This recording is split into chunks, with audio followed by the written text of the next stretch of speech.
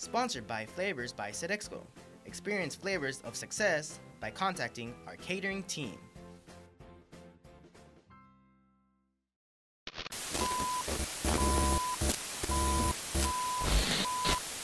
Coming up, social media backlash sparks after DPS trooper was shot by an Edinburgh native. The UTRGV Police Department looks to keep the campuses as safe as possible after several sexual assault cases are brought to light. One UTRGV student is fighting for her rights after having some trouble with U Central. And one McAllen cyclist group demonstrates their frustration over an increasing amount of deaths that occur every year in Texas and the US. Plus, we talk to the chess team on their back-to-back win at Nationals. We have all this and more. UTRGV-TV starts now.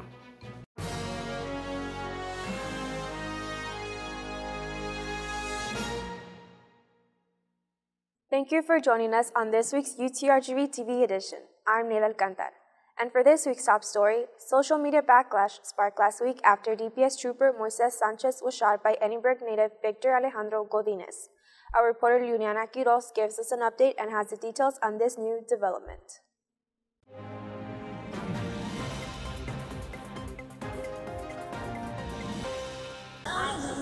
A normal day on campus can sometimes bring the unexpected.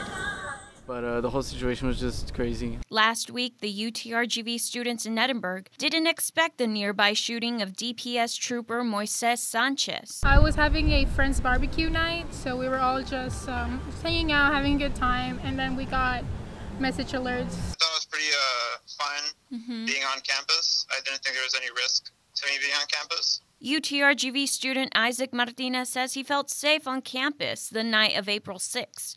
But when he saw something go wrong, he posted on the UTRGV students' Facebook page saying, "If you're on campus, go home." Chief Munguia tells us the suspect was never near the UTRGV Edinburgh campus, but they were called to send out notifications after a person looking like the now accused Victor Alejandro Godinez was spotted. Someone here on the campus saw somebody wearing a hoodie and called it in as a person matching the description.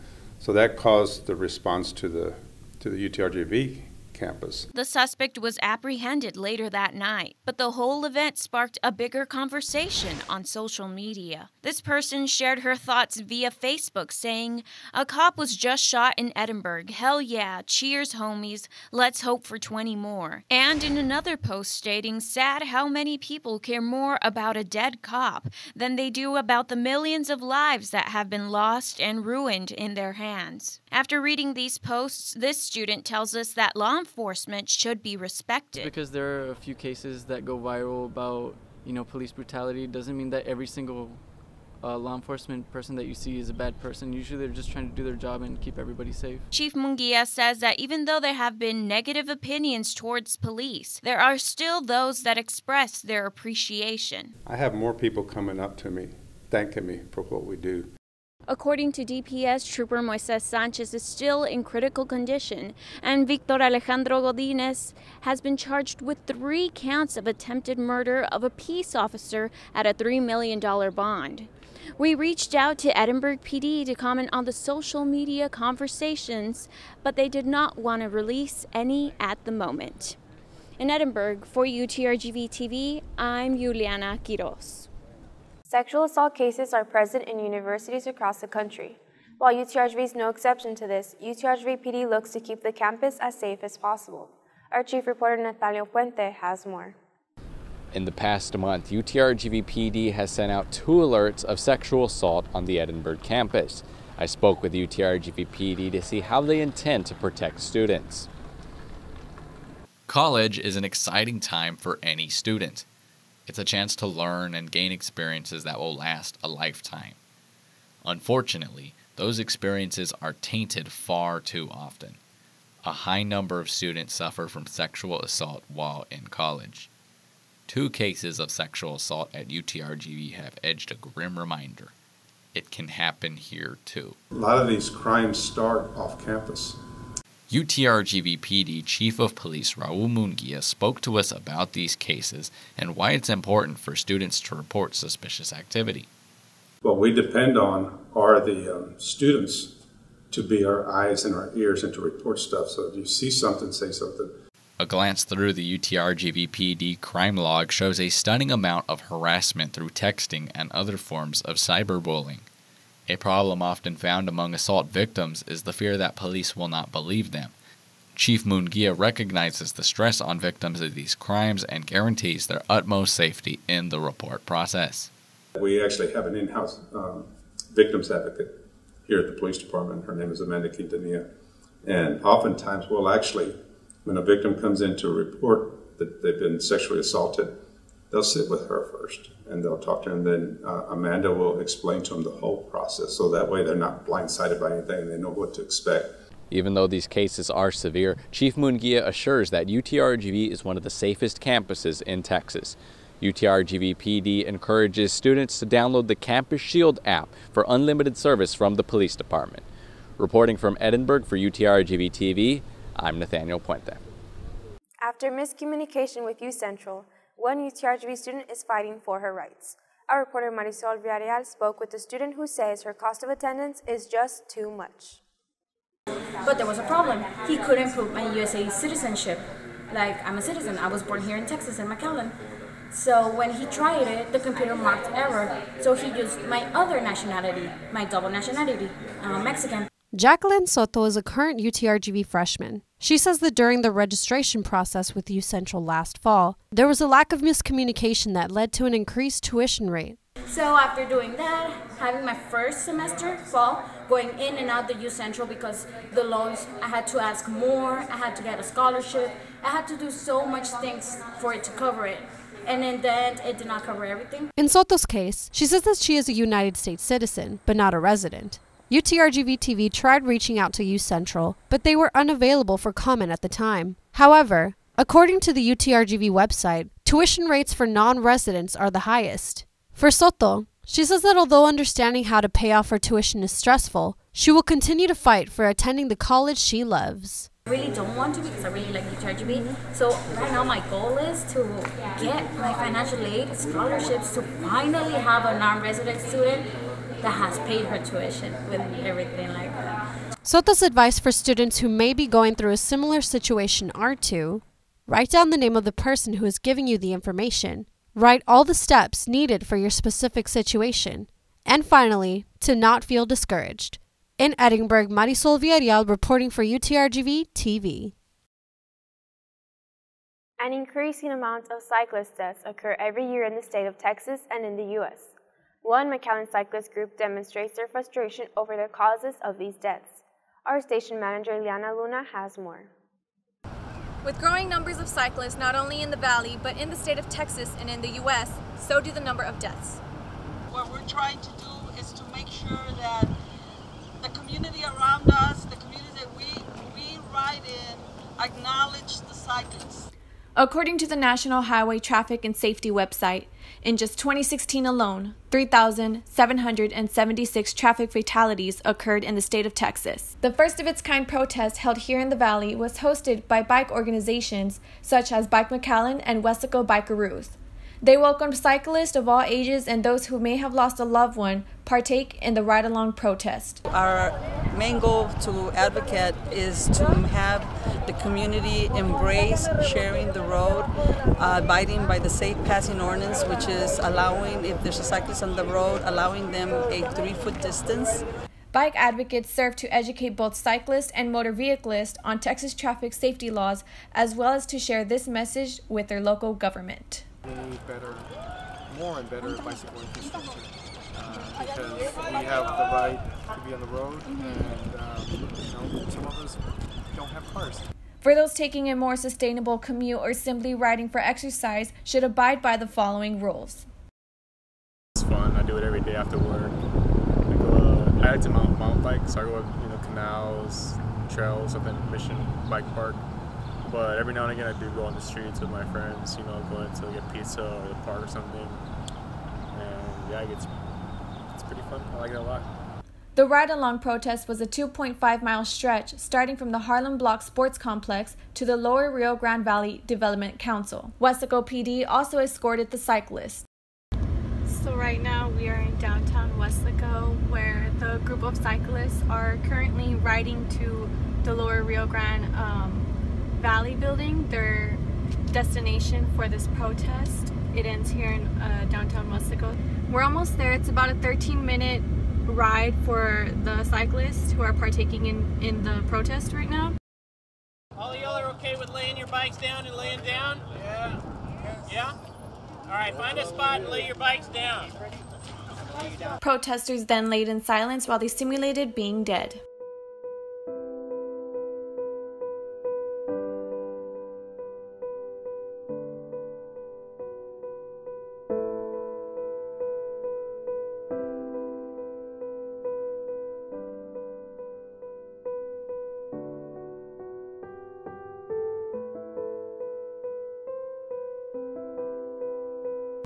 Advocates and cyclists for bike safety demonstrated what you just saw could be the outcome for when roads aren't shared amongst them or motorists. So please, share the road. Reporting in Westlake for UTRGV-TV, Liliana Luna.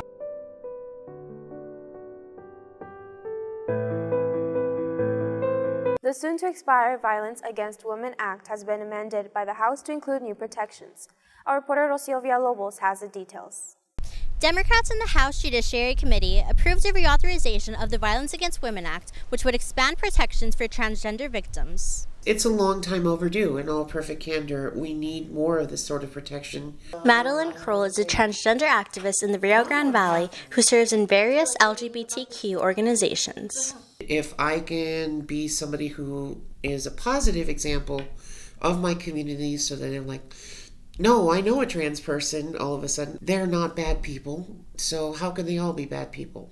According to a 2015 report by the National Center for Transgender Equality, 48% of transgender individuals are sexually assaulted at some point in their lifetime, with rates even higher among people of color. The provisions to the act, introduced by California Representative Karen Bass, include allowing transgender women access to shelters and the ability to serve time in prisons aligning with the sex with which they identify. Kroll says the amendments are a step in the right direction, as they call for recognizing trans women as women. We're a very wonderful, multicultural, multi-ethnic community of many different types of people, and letting us be ourselves is a benefit to the community rather than a flaw. The NRA opposed the bill due to another provision that would ban individuals convicted of misdemeanor charges of stalking or domestic abuse from purchasing firearms. But UTRGV College Republicans Vice President and NRA member Jose Vega says he believes the restriction would be beneficial and should be expanded even further in order to prevent incidences such as the Sutherland Springs church shooting. I think that's a good thing that the Congress passed, but they should go further into the military, not just state courts or federal. While the bill received 33 Republican votes, it remains unclear if the Republican majority Senate will keep their provisions intact in their version of the bill. Reporting in McAllen for UTRGV-TV, I'm Rocio Villalobos. In other news, the UTRGV chess program has done it again. They are now UTRGV's two-time chess national champions. Our reporter Elijah Noriega attended the celebration for more on the big win.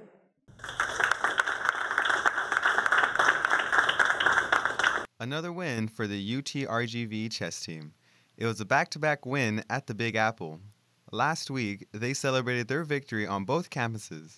Students and faculty were invited to celebrate with the team. The team dominated the final round, beating six-time champion Webster University. Oh, it's fantastic that we could defend the national championship title and prove that our success last year wasn't accidental. Actually worked very hard the whole academic year to repeat our success from last year. UTRGV-TV asked one of the grandmasters how they started with their first game of chess. My neighbor, I lived in Russia, my neighbor went to chess club, local chess club, and I had nothing to do, and I just, one day I went with him, and that's how I started to play chess. I think I was 7 or 8. President Bailey was ecstatic about their win and says they are the role models for the university. Oh, I am elated. What they have accomplished is absolutely remarkable. They are two-time national champions twice in a row. That's so hard to do, and we at the university should be so proud of them. Hey, they are the role models. They're the models for us to follow. In Edinburgh, for UTRGV-TV, I'm Elijah Noriega. Wilds, also known as Writers in Literary Discussions Short Film Contest, one of the oldest film contests of the Rio Grande Valley since 1995, is now accepting submissions. Submissions must not be any longer than 30 minutes, and there is no minimum length. We will have all of the submission requirements and award categories on our website.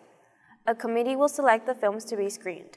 They can be submitted to Tom Fuchetto at the Pecan campus of South Texas College. The deadline is April 29th, and the films will be screened at the Building D Auditorium on April 30th at the Pecan campus of STC.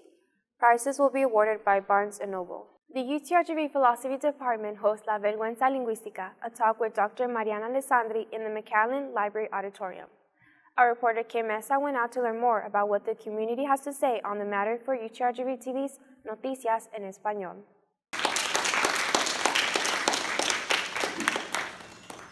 ¿Por qué mi hijo no me quiere hablar en español? Doctora Mariana Alessandri, profesora de la Universidad de Texas en Edimburgo, habla sobre los problemas de la cultura mexicana en cuales siguen habiendo controversias cuando se les escucha hablar español. No tienen español o no tienen programa dual. Sí. Eso es lo importante, es programa dual. Y fundé esta organización para eso, para que todas las escuelas, todos los distritos, que lo enseñen en los dos idiomas. Sí. Algunas de las escuelas que tienen inscripción doble son PSJA, La Joya, Harlingen, McAllen, Mission y algunas otras, pero aún faltan unas como Edinburgh y Brownsville que excluyen clases en español. Se cree erróneamente que el tener un programa dual va a afectar las calificaciones en los exámenes de lectura. Sí lo afecta, pero para arriba. Sí, hacia arriba, lo promulga así, sí, yo he visto. Jessica Arriaga, estudiante de la Universidad de Edimburgo, dice que español es su primer lenguaje y al aprender inglés sintió rechazo. Muchas veces es porque hay una gente que sí no le parece, no les gusta que otras personas hablen en su idioma, lo ven como un insulto. Y ella dice, la identidad étnica es la gemela de la identidad lingüística. Yo soy mi lengua. Entonces, si quieres lastimarme, habla mal de mi lengua.